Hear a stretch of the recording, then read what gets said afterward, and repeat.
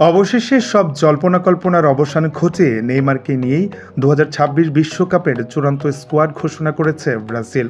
বিশ্বকাপে নেইমার থাকবে কি থাকবে না, গত কয়েক মাস ধরে ফুটবল দুনিয়ার অলিগলিতে এর চেয়ে বড় কোনো সাসপেন্স সম্ভবত ছিল না।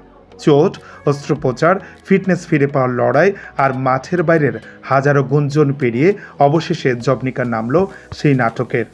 রিও ডি জেনেরোর মিউজিয়াম অব টুমরুতে সোমবার দিবাগত রাত বাংলাদেশ সময় ৩টায় সংবাদ সম্মেলনে ব্রাজিল কোচ কার্লো আনচেলত্তি যখন ২৬ জনের চূড়ান্ত তালিকা পড়লেন, সেখানে সবচেয়ে কাঙ্ক্ষিত নামটা ছিল নেইমারের। ঘোষিত এই দলের সবচেয়ে বড় চমক হিসেবে দীর্ঘ প্রায় ২.৫ বছর পর নেইমার জুনিয়রের প্রত্যাবর্তন। তবে দল থেকে বাদ পড়েছেন তারকা ফরোয়ার্ড রদ্রিগো।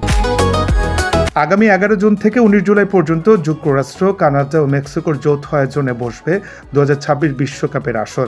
টুর্নামেন্টে সি গ্রুপে থাকা ব্রাজিল তাদের অভিযান শুরু করবে আগামী ১৩ জন মেটেলাইফ স্টেডিয়ামে মরক্কোর বিপক্ষে ম্যাচ দিয়ে। এরপর ১৯ জন লিঙ্কন ফাইন্যান্সিয়াল ফিল্ডে গ্রুপ পর্বের দ্বিতীয় ম্যাচে হাইতির মুখোমুখি হবে ৫বারের বিশ্বজয়ীরা।